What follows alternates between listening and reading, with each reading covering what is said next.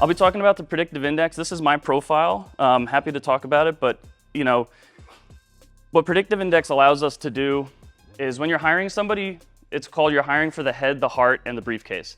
Now the briefcase is the technical skills that they have. Those are easy to assess for. The head is what predictive index can help with. It's got a behavioral assessment, which is just sort of like how you're hardwired, and a cognitive assessment, which isn't how smart you are, it's more of like how quickly you pick things up. And different roles have a different cognitive requirement. So some roles, like you really need to learn fast and be able to adapt and shift and change, and other roles, like the learning requirement's not too significant, and you just really need to be handed like a decent set of procedures and you can operate with it and things like that. And then the heart is the attitude and the core values. So when you hire somebody, you hire for the head, the heart, and the briefcase, you get the whole person. What we were able to do with the help of some storage rebels here is create sort of like a target profile. So you can see here those are kind of like error bars. That's the profile fit for a position, just a generic one I found online. And there's also this cognitive target that says like, okay, how quickly can this person learn and adapt? And do they meet the threshold for like learning and adapting for this particular role? And then if you were to use Predictive Index as like a hiring tool, people go through this assessment, and on the bottom you can see a bunch of different people's profiles. There's a score for the behavioral match, there's a score for the cognitive match, and if you can get both of those things, you're gonna be in really good shape. So for those of you who aren't familiar with Predictive Index, it's kind of like a disc profile turned on its side. So I'm a high D, lower I, lower C, lower S, and high C. And Predictive Index goes A, B, C, D. And each one represents a different component of your personality. Now it's important to know, profile fit is never like, nobody has a good or a bad profile. It's just how they're hardwired. So for instance, you wouldn't want to take a CPA and try to make them a salesperson because they're just not going to want to be on the phones engaging with like behavior, like speaking to people all day. They're going to burn out from the conversations. And you wouldn't want to take like a hard charging sales rep and ask them to do your taxes because generally they want to be driving, go, go, go, and they want to talk to people and they don't really care about dotting the I's and crossing the T's, like where's my next deal, right? Like a really good sales rep, you can kind of like usually find them because their desk is really messy, right? So like you get pros and cons and trade-offs and things like that, but it's never a good thing or a bad thing. It's just, is it gonna fit for this role? Is this person gonna get into the role and be like, I just don't enjoy it, I don't find energy in this, like I feel like I'm stretching. So to go over the different, what the different letters represent, A is for dominance. It's the drive for control or to make an impact.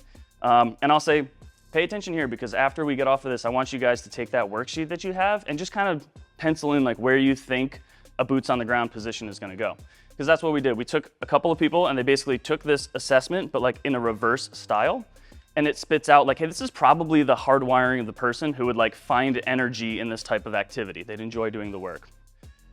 So A, dominance, drive for control or making an impact. Somebody on the far right side, they're gonna be independent, they're gonna wanna control things, they're gonna be innovative, they're gonna wanna challenge the status quo. A lower A is going to kind of accept more of the authority, accept the policies, they're gonna be more collaborative, they're not really gonna wanna deal with conflict and they're gonna want things to kind of be in order. B is extroversion, and it's not, are you extroverted or introverted necessarily, it's how much does like social interaction give you energy? Do you require social interaction to like feel fulfilled?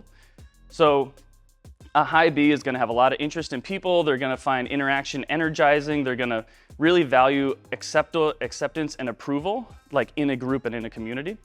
A lower B is not really gonna be driven to socialize, they might kind of seem like they're quiet, they're gonna be serious and more analytical.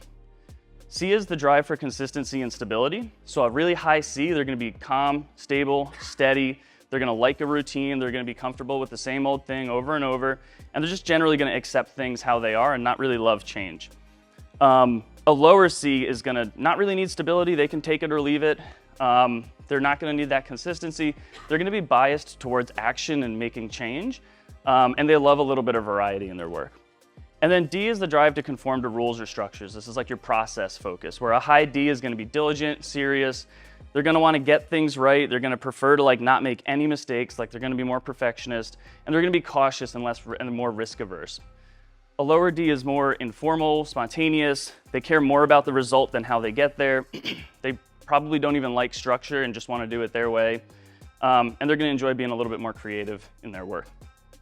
And if you look at the profile on the top, you'll notice that there's these sigmas. It's basically a normal distribution, right? So 65% of the population is gonna be within the first sigma, and then 95% will be within 2 sigma, and then there's like, 2% or something outside of that.